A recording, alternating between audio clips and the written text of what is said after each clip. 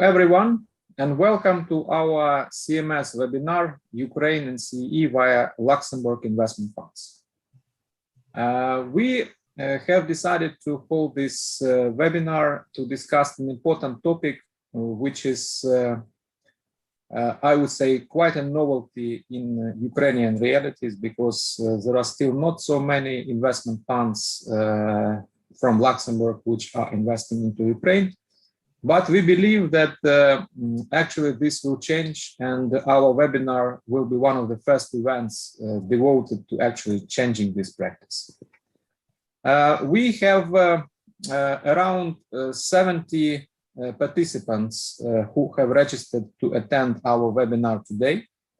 And we have tried to organize it in a very, I would say, unusual manner, because we asked each participant to submit questions beforehand, before they join our webinar, and basically formed the agenda and the items which we are going to discuss today based on the questions which were submitted from the participants, so that we actually address the issues which were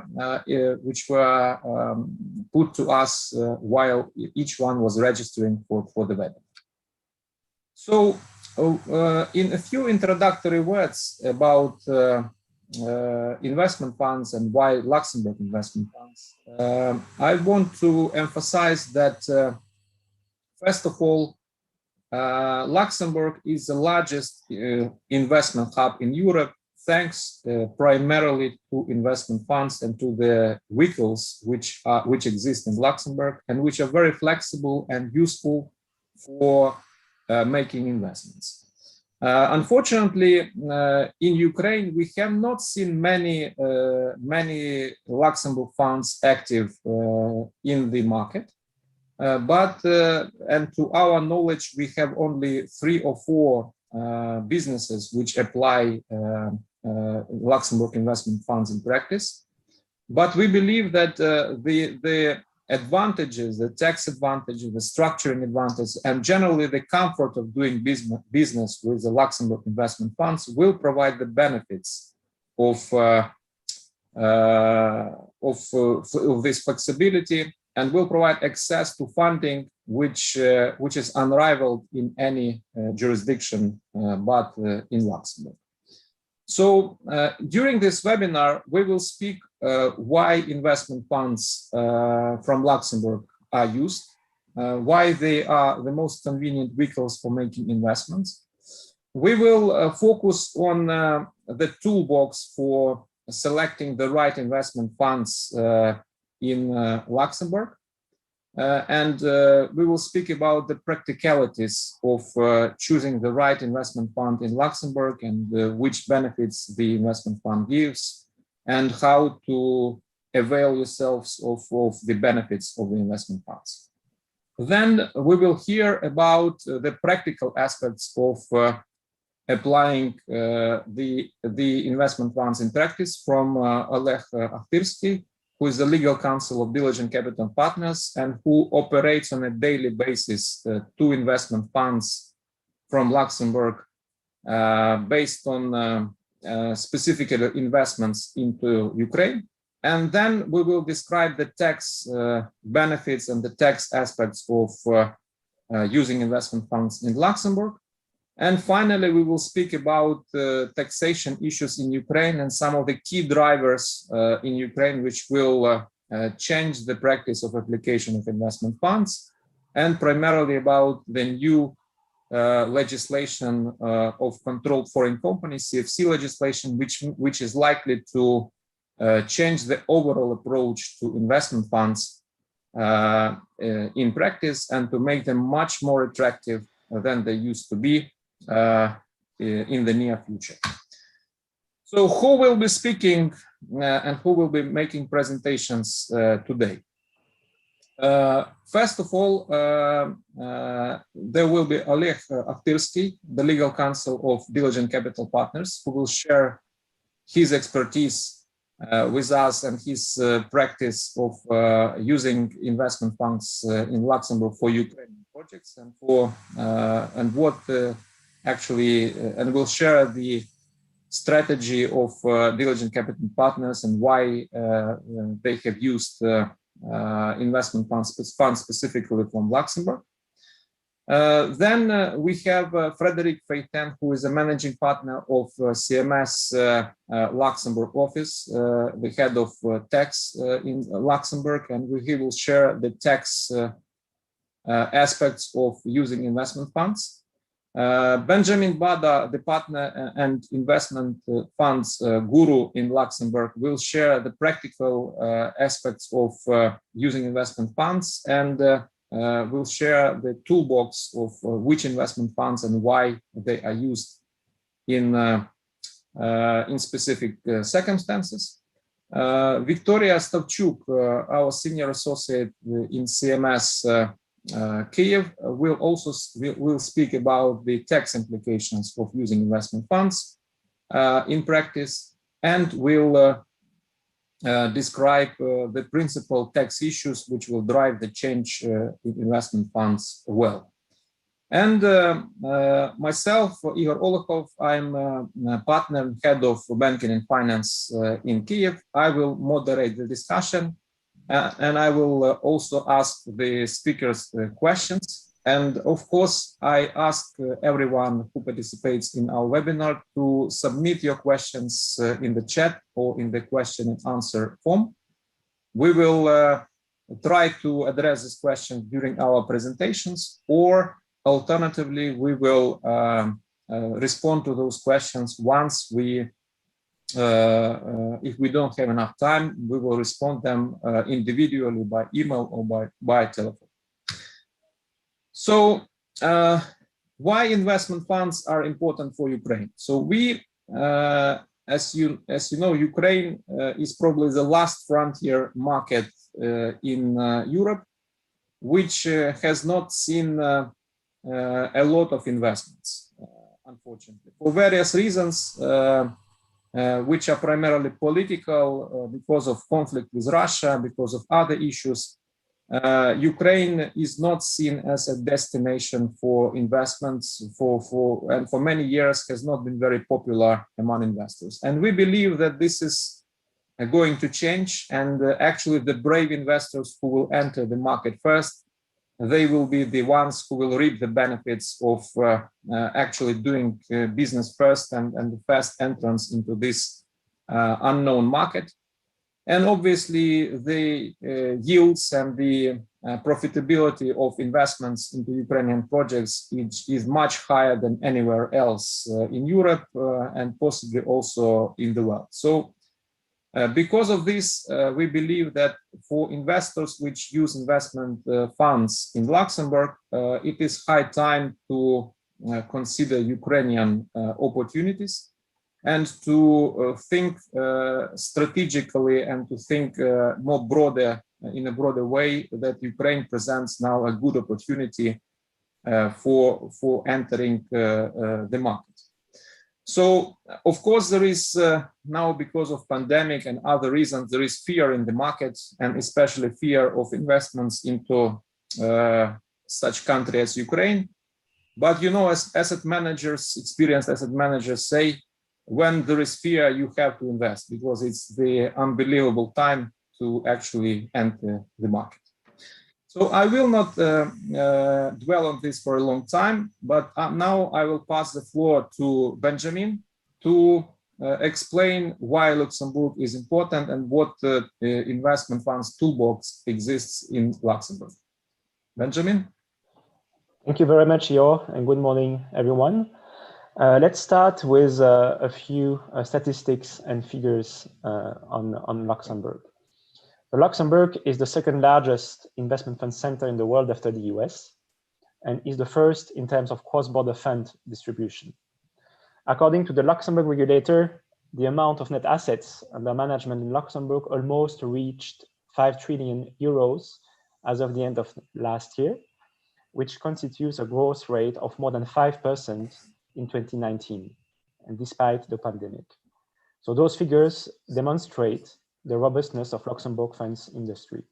There are, of course, additional statistics to be noted, such as the amount of funds in Luxembourg, with 14,590 fund units, which comprise all funds and sub-funds, as well as the amount of RAIFs, which has become a very popular investment fund vehicle in Luxembourg since its existence in 2016. You will also note on the slide the origin of fund promoters in Luxembourg, which is very international, with promoters from the US, UK, and Switzerland that constitute 50% of all promoters of funds domiciled in Luxembourg. On the next slide, you will see an overview on the drivers regarding the reasons of the success of Luxembourg funds industry. Among them, of course, there is the political and budget stability of Luxembourg, which is favorable for the development of the funds industry. Luxembourg is not only politically stable, but the government works together and closely with the Luxembourg funds industry to be at the forefront of innovation. The government issues laws which address the market needs and provides a lot of flexibility. In this context, and despite the crisis, it should be noted that rating agencies have confirmed the AAA credit note of Luxembourg, which is favorable for investors. There are, of course, other drivers to be taken into account in that context, and among them, there's the investment fund's expertise, which derives from many years of experience in fund management in Luxembourg, which gather a huge amount of professional service providers and managers, which build and share expertise in Luxembourg, which is a very, very multilingual environment. In this context, Luxembourg has become a jurisdiction of choice for promoters to wish to establish a fund in Luxembourg with the view to raise capital in the EU. Finally, there are also specific drivers, such as tax efficiency that will be discussed shortly, and also the investment funds toolbox, which offer various investment fund vehicles from very regulated to non-regulated, depending on the type of investors to be onboarded, such as retail investors, professional investors, or also in terms of investment strategies of the fund, from plain vanilla real estate, hedge funds, real estate, and so on. On the next slide, you will see a structure chart. This is an overview of the fund structure in Luxembourg with the service providers. For private funds, so we are speaking about alternative funds and not UCITS funds here, the fund will benefit from the European passport from its AIFM, the Authorized Alternative Investment Fund Manager, so that the fund may market its shares easily to professional investors in the EU. For that purpose, the manager must be an authorized AIFM in the EU, and it should be noted for fund promoters that do not have their own authorized AIFM, that they can actually use services from third-party AIFMs in Luxembourg. There are many such providers in Luxembourg that rent, let's say, their services to promoters so that they can establish funds with a third-party AIFM and benefit from the passport, and nevertheless keep the control over the fund, either at the level of the GP of the fund or through the investment manager or investment advisor of the fund. So that's a very practical way to actually access the market and the EU market.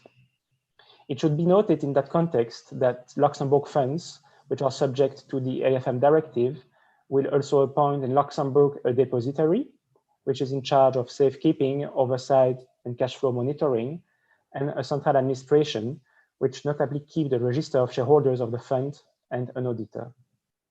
Another important point to note is that investment funds in Luxembourg may invest in very various strategies, such as real estate, infrastructure, private equity, venture capital, debt, hedge funds, renewable energies. On the next slide, you will see that there are very special laws which regulate the different types of investment funds in Luxembourg, from the more regulated alternative funds, such as the Part 2 UCI, to the less regulated alternative funds, such as the unregulated partnerships. The Luxembourg fund regulations are more or less regulated, depending on the level of sophistication of investors. So less investors are sophisticated, more the fund will be subject to regulatory requirements. The Luxembourg regulations can also be categorized between product regulation versus management regulation, with product regulation meaning that the fund itself is regulated and is subject to the regulatory approval of the CSSF, the regulator in Luxembourg, which means that such approval must be obtained before the establishment of the fund and must be obtained in case of change of the fund documentation, which is quite time consuming. Therefore, there is also the possibility to use funds which are regulated at management level through their authorized AFM, which provide more flexibility, considering that the fund itself is not subject to prior regulatory approval, but benefit from a regulated flavor through its manager. In that context, we note that the RIFE and the unregulated partnerships, the SCS and CSP, would not be regulated as such, but through their AFM when they use actually an authorized AFM. On the next slide, so here you will see the different, let's say, most popular Luxembourg private funds, with the Part 2 UCI, the CIF, the CICA, the RIFE, and the unregulated partnerships. The Part 2 fund is a regulated entity at product level, which means that it must be first approved by the regulator in order to be established. And the specificity of this fund is that retail investors are eligible investors, but the marketing to such retail investors may not be made on the basis of the AFM passport, because the passport of the AFM may only be used for marketing to professional investors in the EU. And the Part 2 fund is subject to strict diversification requirements. All other funds in the table may only be marketed to the well-informed investors, which are institutional or professional investors, or other investors that are subject to a certification of their status and that invest at least 125,000 euros into the fund. The CICA is a regulated entity as well at product level and is therefore subject to the prior regulatory approval. The specificity of this fund is that it may only invest in risk capital, for instance, with a venture capital strategy, and is not subject to diversification requirements. The CIF and the RIFE, which are probably the most popular funds with the unregulated partnerships, so the CIF and the RIFE may invest in all types of strategies and are subject to risk diversification requirements to the extent that they may not invest more than 30% of their net assets in the same target, unless certain exemptions or ramp-up period apply. The main difference between the CIF and the RIFE is that the RIFE is not regulated at product level and therefore not subject to prior regulatory approval, and may, from a tax perspective, either choose the CIF or the CICA regime. The unregulated partnerships, they are not regulated at product level, and they are not subject to risk diversification requirements. They are therefore very flexible, but they should, due to their tax transparency, be subject to additional assessment from a tax perspective. All those funds may be structured in a way to be actually closed-ended or open-ended, which means that investors have the ability or not to request the redemption of their shares before the liquidation of the fund. And those funds that are regulated, as well as the RIFE, may be structured as an umbrella fund with multiple sub-funds, which benefit from a segregation of assets and liabilities. Finally, it should be noted that those funds, except the RIFE, may also benefit from an exemption under the AFM directive, the so-called de minimis exemption, and such funds, therefore, are not required to comply with the full requirements of the AFM directive and to appoint a depository and an authorized AFM. However, they would not benefit from the AFM passport, and they must register with the CSSF as a sub-threshold AFM. So that's it for the high-level presentation on the funds. Ihor. Thank you, Benjamin. Now we are going to listen to Oleg, who is going to speak about practical experience of using investment funds. So, Oleg, why Luxembourg? Why did Diligent Capital Partners choose Luxembourg, and what was the experience of using Luxembourg in practice? Thank you, Ihor. Few words about Diligent Capital. We are a mid-market private equity firm with a geographic focus on Ukraine. We are a generalist fund with an investment ticket from $3 to $30 million US. We invest in established and well-performing private-owned enterprises led by visionary shareholders and management who are implementing responsible environmental and social approach. Our team is well known in the region. We gained trust and recognition from private and big institutional investors due to a number of successful accomplished deals. We registered our first Luxembourg fund almost 3 years ago. Now we manage several funds of different size and investment strategy. All funds are incorporated as limited partnerships. The choice of Luxembourg was chiefly predetermined by our aim to grant maximum comfort and protection to our investors. And since Luxembourg is one of the largest investment fund centers, it has high reputation due to its investor protection rules, which Benjamin has mentioned. These rules are appropriate for both retail and professional investors. This is equally important for our private and institutional investors. Other important factors of choosing Luxembourg are stability, already mentioned by Benjamin, attractive ecosystem of the investment fund industry, and a high concentration of professionals and experts. For example, domestic and administration agents are regulated, which is an additional layer of protection for our investors. Another important factor is that Luxembourg investment fund solutions have been tested and understood by our institutional investors. From a tax perspective, Luxembourg has a favorable domestic tax regime, compliant with EU directives, in addition to a wide range of tax treaty.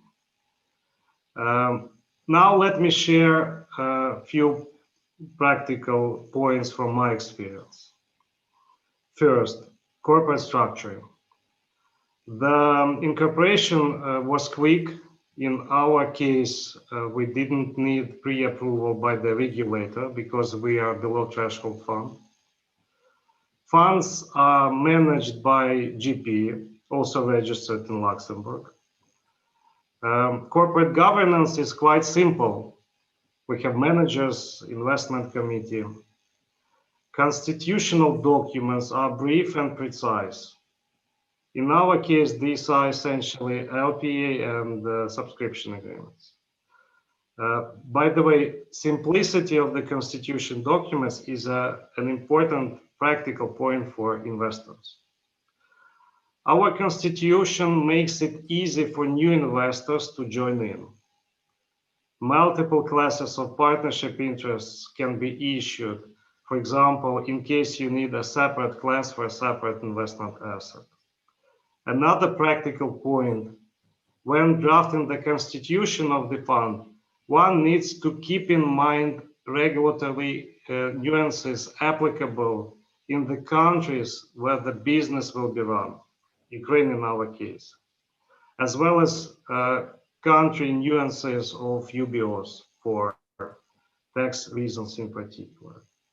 That is why it is always advantageous to hire a legal advisor with a rich international experience or Bada with a wide international network of law offices.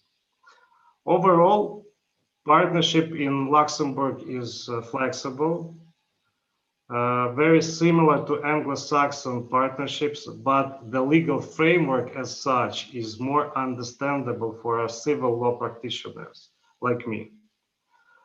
Tax structure. The fund structure we use is tax transparent in Luxembourg. GP's management fees are VAT exempted. Carried interest vehicle can be registered outside of Luxembourg. In terms of expenses and costs, our setup was not expensive in incorporation. Ongoing maintenance costs, including substance, reporting, audit, etc., are comparative to other popular tax-efficient jurisdictions, for example, Cyprus.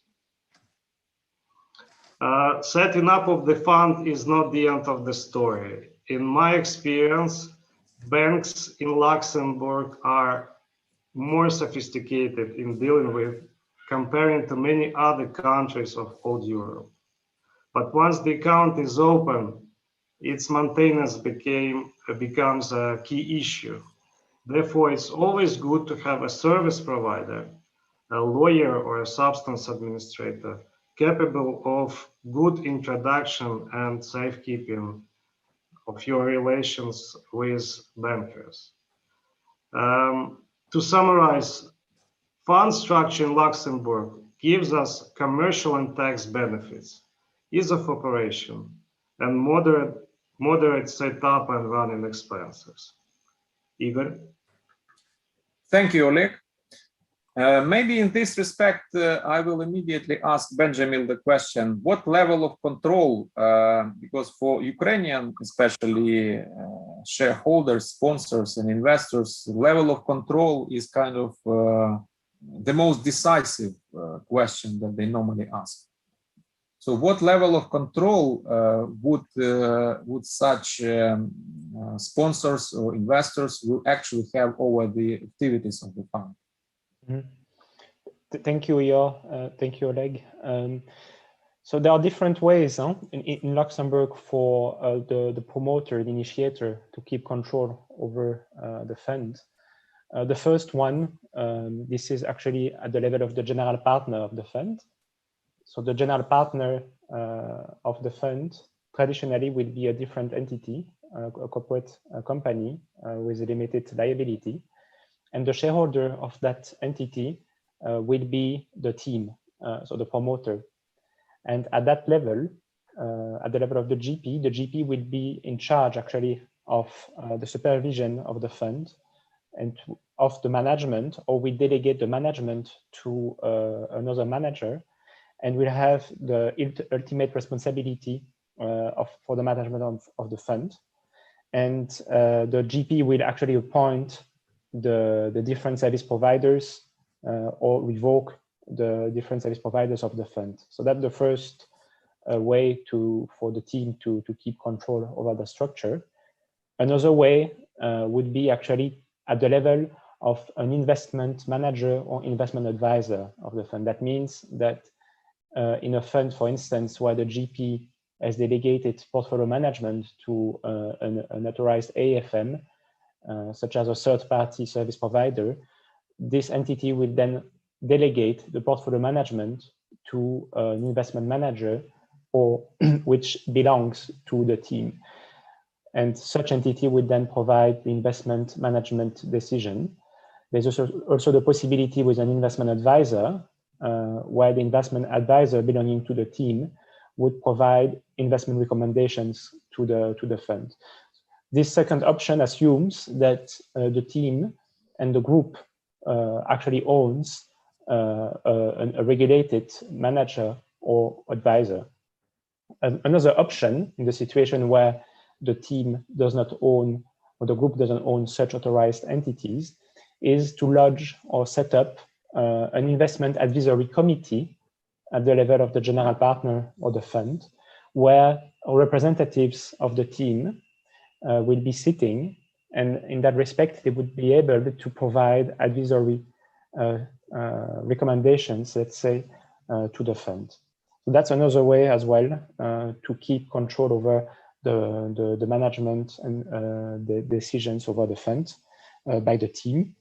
Yeah, so yeah, I think that's the three main ways that we can structure the fund in that respect. Of course, and Viktoriia will speak about that soon, the rules about CFC in Ukraine must be kept in mind in that respect. And there are different ways for structuring the funds and to ensure control by the team the most efficient way and in light actually of the CFC rules. Thank you, Benjamin.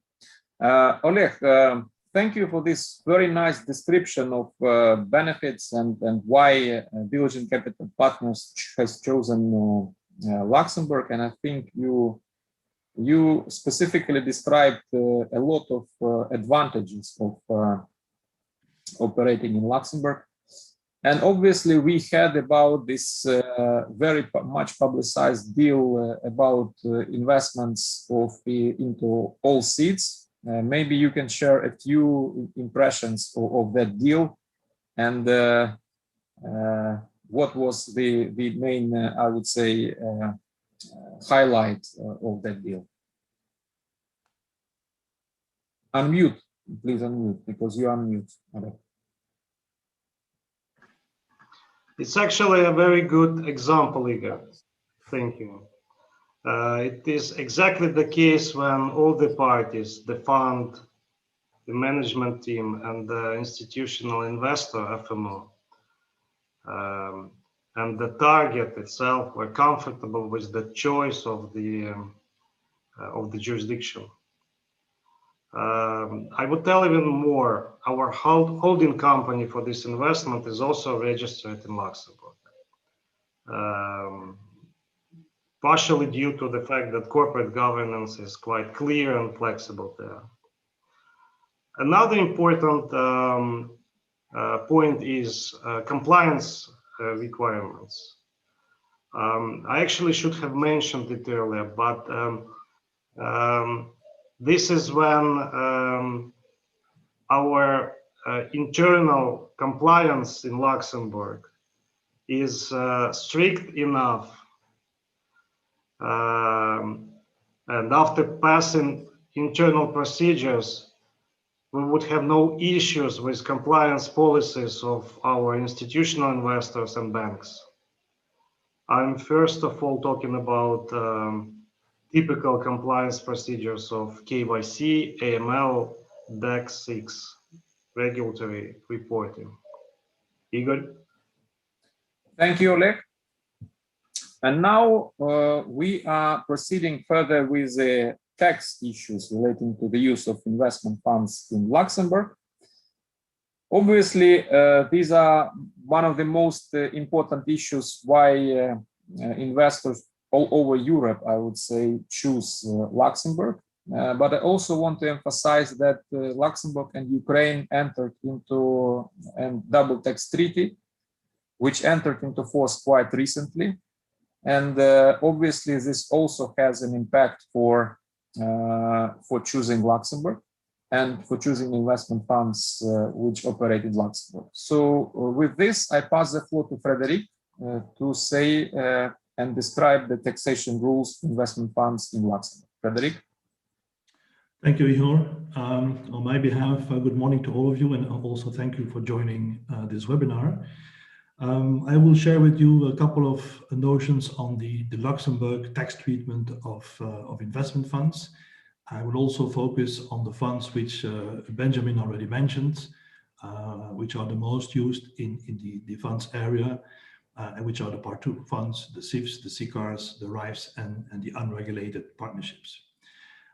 We like to say in Luxembourg that we have tax neutrality for investment funds. I would not call it specifically tax advantage, but rather tax neutrality. You will, however, see that this tax neutrality is organized differently depending on the nature of the fund, whether it's a regulated fund or a regulated product or unregulated fund. or also depending on the legal form of the fund, because when we talk about funds, they can obviously be set up in different forms. Some of the funds can take the form of a mutual fund, of a partnership, or a corporation. Starting with Luxembourg corporate income tax and municipal business tax, where a normal company is subject to both at a tax rate of approximately 25%. We will see that Part 2 funds, the specialized investment fund, as well as the RIFs are normally exempt from income tax, whereas the CCAR is subject to corporate income tax and municipal business tax. However, it enjoys a specific exemption for income and gains that it realizes from the risk capital investments. Partnerships, on the other hand, are fully transparent, provided that the GP does not own 5% or more, and provided that the partnership does not have a commercial activity per se. Normally, investment activities are not commercial activities, and if the partnership is an alternative investment fund within the meaning of the IFMD, there is a sort of presumption that the activity is not a commercial activity. If you would have a partnership that is not an alternative investment fund and that would do a lot of trading in its activities, you could perhaps pay some attention to assure that that's not a commercial activity. For the RIF, it should be said that the default tax regime is exemption. However, for RIFs which invest exclusively in risk capital, they can also opt for the CCAR tax regime, i.e. subject to tax, however, with an exemption for income and gains realized on risk capital investment. Luxembourg has a net tax for normal corporations, but there is an exemption for all of the funds, with exception to the CCAR, where there is a minimum net tax, and for the RIF that also opts for the CCAR regime.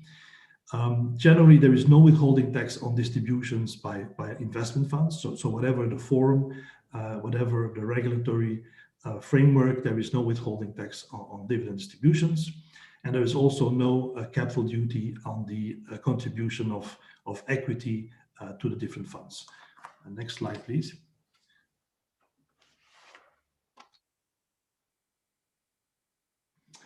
The funds which are exempt from corporate income tax are subject to so-called subscription tax. And this is the case for the Part 2 funds, the CIFs and the RIFs. For Part 2 funds, this subscription tax is an annual tax, which is levied at 0.5% of the net asset value. However, there are reduced rates and exemptions available. For the CIFs and the RIFs, it is 0.01% of the net asset value, and again, an annual tax. We have a special real estate tax for funds that would invest in real estate located in Luxembourg, but for real estate investments outside Luxembourg, this tax should not apply. We'll talk about double tax treaties in the next slide. Because of this tax neutrality, because the funds are not subject to tax either because they are transparent or because they are specifically exempt, there is obviously the question of application of double tax treaties. As you know, double tax treaties tend to avoid, well, double taxation, and they normally apply to residents of the contracting states that are subject to tax in these contracting states. And obviously, as these funds are tax neutral, the question arises how tax treaties apply and if there is access to tax treaties. And finally, there is a specific, Oleg already mentioned that in his presentation, but we do have a VAT exemption on management services which are rendered to investment funds. And so this is the case for the Part 2 funds, the CIFs, the CCARs, and the RIFs. It is not the case for unregulated partnerships unless they are alternative investment funds within the meaning of the IFMD, and in which case there is also a VAT exemption on management services. In the next slide, you will find what I would call a typical Luxembourg fund structure.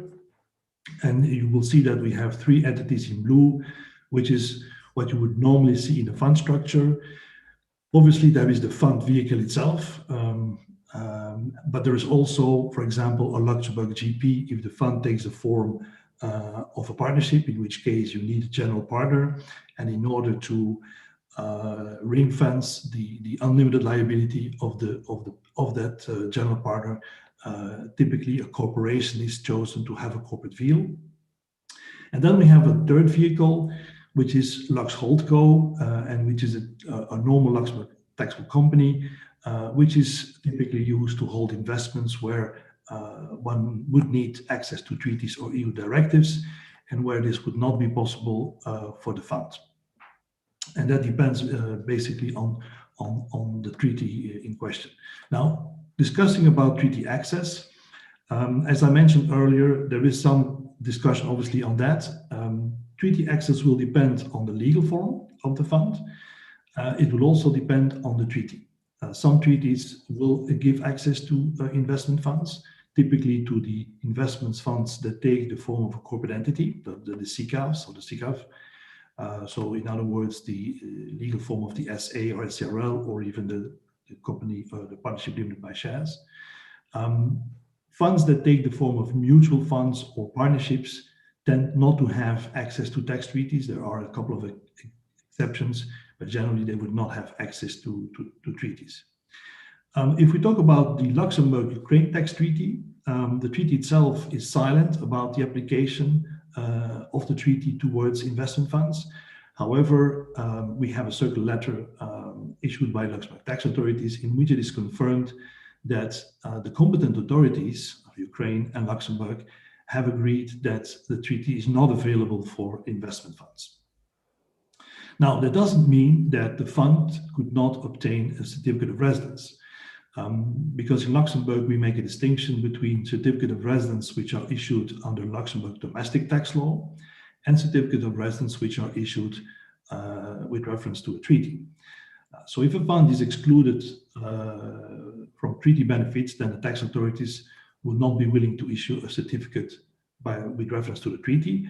But if the fund takes the form of a corporate entity, again a CCAV or CCAV with an F, then the tax authorities are willing to issue a certificate of residence referring to Luxembourg domestic tax law, even if the fund would be exempt from corporate income tax. And the reason for that is simply that it is maybe exempt from corporate income tax, but strictly speaking, it would fall within the scope of corporate income tax. And if then the fund has its registered seat and or effective management in Luxembourg, the tax authorities are willing to issue such a certificate of residence. Now, whether that's sufficient for the foreign tax authority is of course a different question, because it will obviously be the local tax authorities, the tax authority competent for the jurisdiction in which the investments are made, that will ultimately need to give the treaty benefits, because the fund in Luxembourg is not subject to tax. So from a Luxembourg tax perspective, we do not necessarily need any access to tax treaties. The Lux Holdco being a taxable company, you may see that in practice there is some tax leakage there. So if the Lux Holdco invests in equity, we have the participation exemption. However, if it invests, for example, interest-bearing debt, interest would be taxable, can be largely offset by an interest expense, but there will always be some level of taxable margin at the level of Lux Holdco. So when choosing to set up a Holdco for treaty purposes, there is always an arbitrage to be made to some tax leakage that will remain in Luxembourg at that level, and obviously the treaty benefits that could be obtained. The Luxembourg GP, SARL, being also a taxable company, generally is subject to tax, but if its added value or its risk is limited, the actual tax leakage at that level should be limited as well. And on the funds, as I mentioned, they are tax neutral, either exempt, transparent, or they have a specific exemption for the investments they make, for example, in risk capital. Thank you, Frédéric. One practical question, how actually the tax authorities operate in Luxembourg? When you are speaking about this residency certificate or other documents or some rulings, how long does it normally take to get this? Well, a certificate of residence doesn't take a lot of time, assuming that the entity in question is up to date with its compliance. Now, for a fund which is exempt, that should not be an issue. But for example, if you would have a mutual fund, you could obtain a certificate of residence for the management company, or in case of a partnership, you could obtain a certificate of residence for the GP. And if the GP would not be up to date with its own tax compliance, then that there could be a delay, or the tax authorities could request that entity first would be in order with its compliance before issuing a certificate of residence. But for issues or situations where the taxpayer is fully up to date with compliance, it's a matter of a week, sometimes a couple of days. We have good contacts with the tax authorities, so we know how to speed up that process. Mm-hmm. Thank you, Frédéric. And now we are proceeding with Ukrainian law aspects, and in light of the developments which are happening in Ukraine with the tax reform, which was initially intended to enter into force 1st of January this year, but was delayed. So, Viktoriia, the floor is yours. Thank you, Ihor. Thank you, everyone, and good morning. Welcome to this webinar. Indeed, the last but not least topic that we wanted to cover today when talking about investment funds and Luxembourg investment funds in particular is how the structure can fit into the tax regime and the latest developments and use that we have on the tax tax horizon, let's say, in Ukraine. And the first one that comes into mind immediately, jumps into mind, is of course the controlled foreign companies regime, which was introduced in Ukraine just recently, is not effective yet, and currently expected to become effective from 1st January 2022. So essentially, once the CFC regime enters into force, Ukrainian residents will be obliged to report in Ukraine the companies which are considered to be controlled foreign companies, and in certain circumstances pay tax in Ukraine on the profits earned or accumulated by such companies. So, of course, this regime triggered a wave of re-evaluation among businesses structured through foreign holding instruments to see how compliant they are, how necessary they are, and whether they can be further optimized to be more efficient, and how those will fit into CFC regime. So talking about investment funds in the context of CFC regime, the algorithm, like so-called algorithm that could be applied here would consist of 3 basic steps of consideration. And first of all, of course, the question would be whether investment fund, by definition in general, may or may not potentially fall within the CFC. And here, the wording of the legislation that was adopted actually is broad enough to allow for the investment funds, whether they are established in the structure, like with legal personality or without such legal personality based on the contract. In both cases, potentially they can be seen by a controlled foreign company by Ukrainian law and Ukrainian tax authorities. Moreover, another level of CFC applicability can be seen in special rules for the companies transferred under management of investment fund. So basically, where the investor, when entering into fund, transfers its right in the underlying business asset, which is like a company, and this company is further managed by the fund under certain circumstances. This management can shield the investor from recognizing this company as CFC, but in other cases it won't. So talking about these cases where yes and where no, we are moving to the next step, which is basically, so is there controlled? Because in order to be reported, foreign company needs to be controlled. And we will talk about this in more detail, like on next slide a little bit later. Ihor, I'm sorry, can you come back, please? And we will focus on this later on, and we will talk about 3 pillars, so to say, of how control can be established. Before that, just a few words about the last step on this side, which is what the profits of investment fund, if such investment fund or the company under its management is recognized by CFC, whether the profits would be qualified to be taxed or not. So CFC regime in Ukraine and worldwide is of course designed to capture the passive income, untaxed income, to be taxed in the jurisdiction of the beneficiary. For investment funds, the specifics of the activities, which is investment, of course implies that most of its income is passive, or all of its income is passive. In this case, there are criteria in our laws where passive income can be recognized as active. We will not focus on this today too much because it's totally different topic. It's highly technical and complicated. So for the purposes of this webinar, we'd like to really focus on the second step in here, which means whether control can be present for the investment funds. And here we can move to the next slide.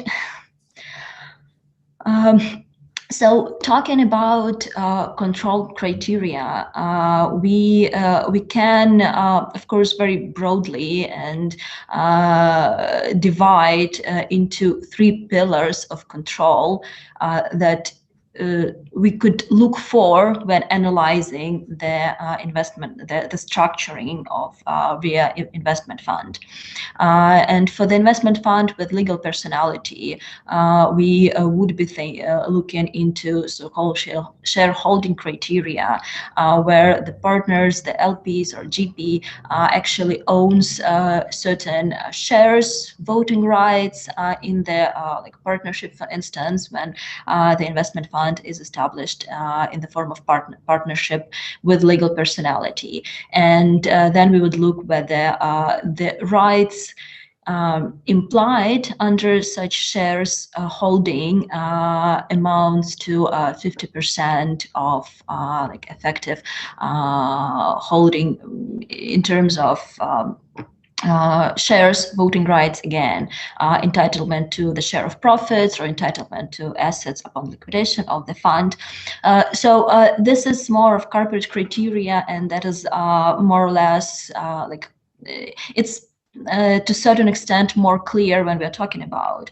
Less clear and more arbitrary criteria in certain way are of course those that relate to factual control and influence criteria, so-called influence criteria. So the factual control is something that we would look into most likely for the investment fund without legal personality. Of course, we can look into it for investment fund with legal personality too, but most probably we would talk about the partnership which does not have legal personality. And we have our laws set certain aspects or criteria in which investor, whether the promoter of the fund or the investor in the fund or beneficiary under the fund, would be considered to have factual control over such investment fund. And those relate, as you can see on the slide, to such categories as decisive influence, right to make decisions, or to change asset manager, to influence the decisions of the asset manager,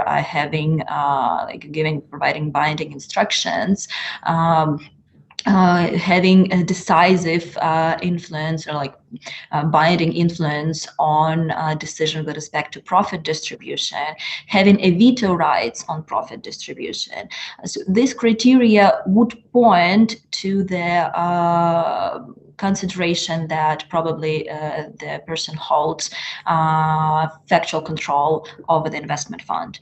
And final pillar here, which relates specifically to the situation when we are looking at the company which is managed by investment fund. And these are the circumstances in which the investor would have to recognize that this company is a CFS, regardless of it being managed by the investment fund. So the shield of investment funds would be lifted when there is, and again, the criteria, as we can see, point us to certain rights and entitlement to have decisive influence, to have to give binding instructions, to have a right to request certain things and certain actions from the asset manager in this case. So moving to the next slide here, when we take those control criteria established by our legislation and try to put them on top of this typical fund structure, which Benjamin and Frédéric talked before.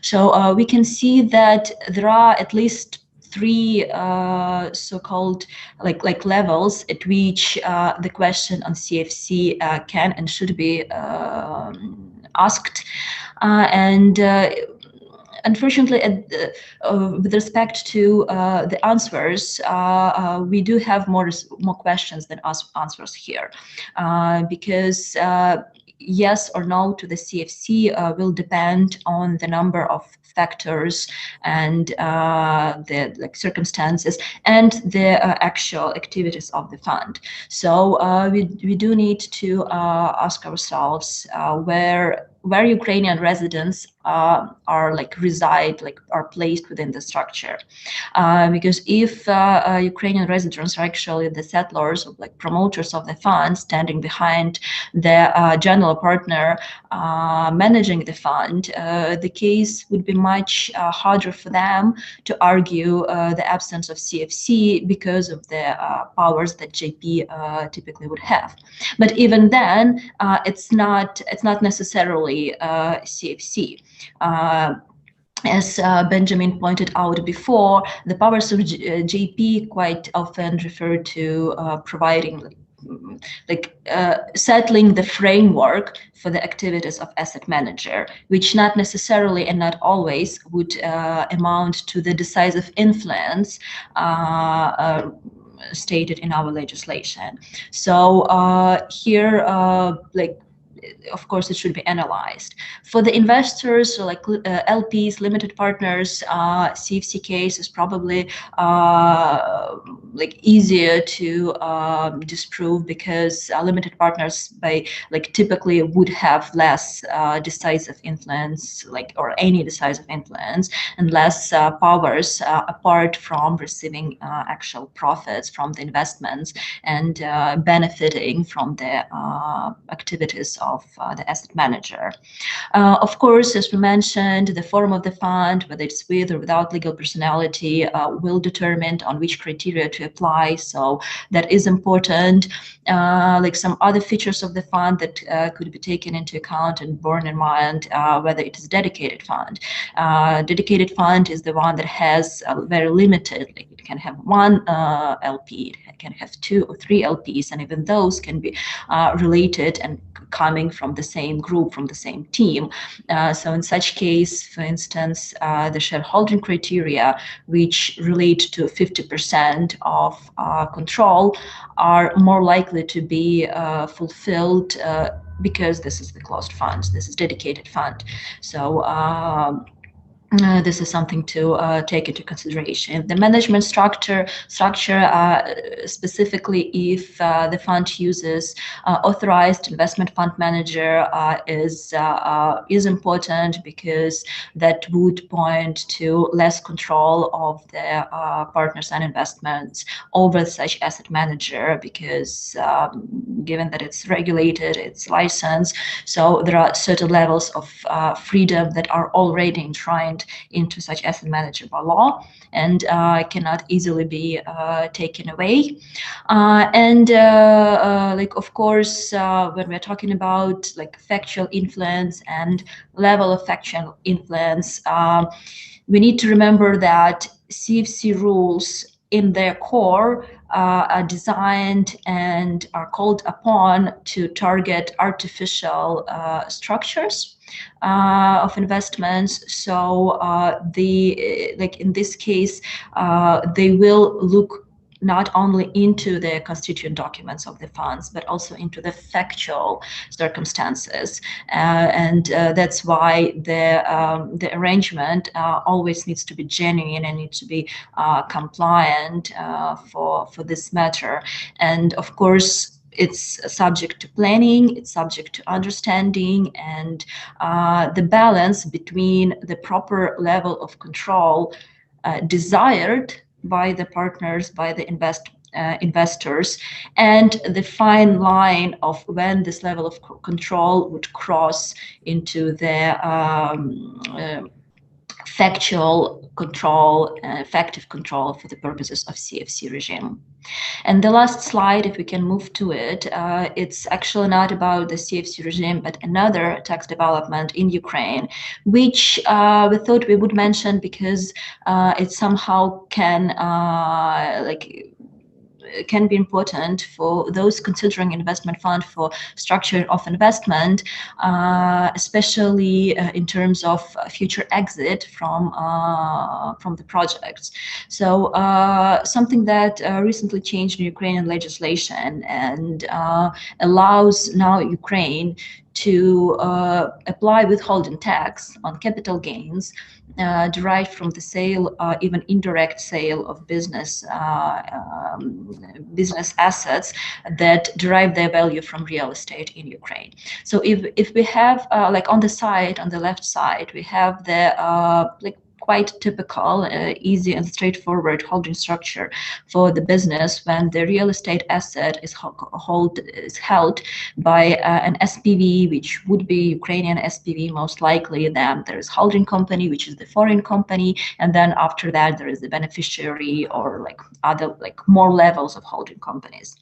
So if the investor who developed this project wants to dispose of it, whether it sells at the level of SPV or even if the alienation is done at the level like above the holding company, still Ukrainian capital gains withholding tax rules are going to kick in and potentially subject to this transaction to taxation. On the other hand, if this project is switched into the structure which is shown on the right side of the slide, and instead of holding company, we have investment fund without legal personality to hold like ultimately the SPV with real estate, whether directly or through like other levels of holding companies, then potentially the exit from such investment could be structured without triggering the capital gains. Because in this case, the investor who would probably like be like an LP in the fund would, instead of alienation of shares, would make assignment of interest to another LP within the fund. And this assignment of interest does not qualify as sale of shares. So for Ukrainian tax standpoint, probably would not should not trigger the capital gains VHT. And this can be done at the level of investment fund, or we can have investment fund with funds created for particular projects, and then the assignment done for the interest in sub-funds specifically. So the structuring options are available, and it's definitely something that could be considered and investigated by the investors who want to invest in real estate-based businesses in Ukraine. This is all on my side. Ihor? Thank you, Viktoriia. These are very interesting ideas, especially with assignment of interest, which I think would require careful consideration and definitely may be applied by investors. We are moving forward. Unfortunately, we are actually ran out of time to have many questions, but we received one interesting question from one of our participants regarding the restrictions of travel, which exist obviously now because of COVID, and obviously, especially people from Ukraine cannot travel to EU. And the question is to everybody, but I think primarily maybe Benjamin and Frédéric can comment, whether you really need to travel to Luxembourg to set up the fund and do the structuring, or you can do this remotely. Actually, in my view, there is no need to be on the territory of Luxembourg. Everything can be done remotely. Also, for instance, the question that come up often in that respect is for the incorporation of the fund. The shareholders, the initiator, does not need to be in person present at the incorporation meeting, for instance, with the notary. A power of attorney, which would be given to either the staff of the notary or to us, would be sufficient for the incorporation process. In my view, it's not necessary to be on the ground, and we deal all the time remotely with our clients. Yeah, maybe I can add that from a tax perspective. Obviously, if you use a Lux Holdco, for example, for structuring the investment, it's always good for substance purposes that you can demonstrate that that company is effectively managed in and from Luxembourg. However, we do have now special rules which have been enacted with respect to corporate governance of corporate entities, where you can have board meetings remotely because of the coronavirus situation. So to some extent, the rules are a bit more lenient as well because of that. Thank you, Benjamin. Thank you, Frédéric. Now we are actually out of time, but I will ask the last question to everyone. If we were to hold the same event in 1 year, what would you actually hope to see with investment funds and Ukrainian projects? I start with Oleg. What is your assessment? What will happen in 1 year? Very briefly. It's a good vehicle, good structure. So I would see more opportunities for both Ukrainian investors and Ukrainian targets. And also for Ukrainian investment fund management teams. So please consider this option. From our experience, it works well and it meets our expectations. Mm-hmm. Thank you, Oleg. Frédéric, your words, a few sentences, what will happen in 1 year? Well, I hope more experience with Ukraine, perhaps in particular with how Ukraine would look at Luxembourg structures. I mean, from a Ukraine tax perspective, that would be interesting. Mm-hmm. Very good, Benjamin. Yes, I think but the same. I think that there would be a lot of opportunities for institutional investors to look at Ukraine for high yield return and profits, and a lot of opportunities. And in that respect, the Luxembourg fund vehicles are very flexible and may be designed to comply with the local rules in Ukraine, but also to comply and be designed in a way to accommodate the investment strategy that will be looked at by the promoters. That could be private equity or venture capital. That could also be renewable energies with infrastructure funds. So there are various opportunities for funds, Luxembourg funds, to be used in that respect. We can also mention that for promoters who are looking at, for instance, onboarding European institutions as investors, such as European Investment Fund or European Investment Bank, that those development financial institutions are familiar with Luxembourg funds and they feel comfortable, and they use a lot those infrastructure, those investment funds based in Luxembourg to invest in the CEE region in general. So that's also another point to consider.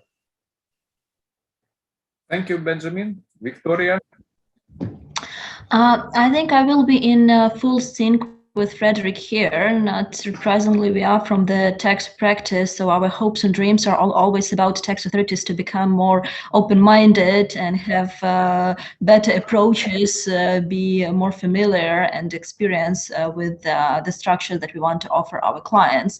So, of course, hopefully, if investments funds come to our market, are used more frequently, so and our authorities are exposed to them, they become familiar, and will be able to use more and more sophisticated arrangements and help our clients in that way. Thank you, Viktoriia. Unfortunately, we ran out of time, but I see that we received 2 more questions. So, I mean, it's up to you if you want to respond now, or we can send the responses to actually our participants later after this this webinar. For example, use of Luxembourg funds for crowdfunding campaigns. This is like provocative question, very interesting, I think, initiative. But this we see this in the fintech initiatives now, that crowdfunding becomes a new source of investments. I suggest that we send the responses immediately after our webinar. But I want to thank everyone for participation. Definitely, this is something, a lot of issues which we discussed addressed probably the comments and the questions which the participants gave to us. We are definitely remain online and committed. So if the participants have more questions, we will be pleased to respond to them individually or together with our colleagues. So thank you, everyone, and I hope you will join our next events, which we are going to have. Maybe we will implement them on Clubhouse or another platform, which are becoming popular these days. Thank you very much. Thank you. Thank you.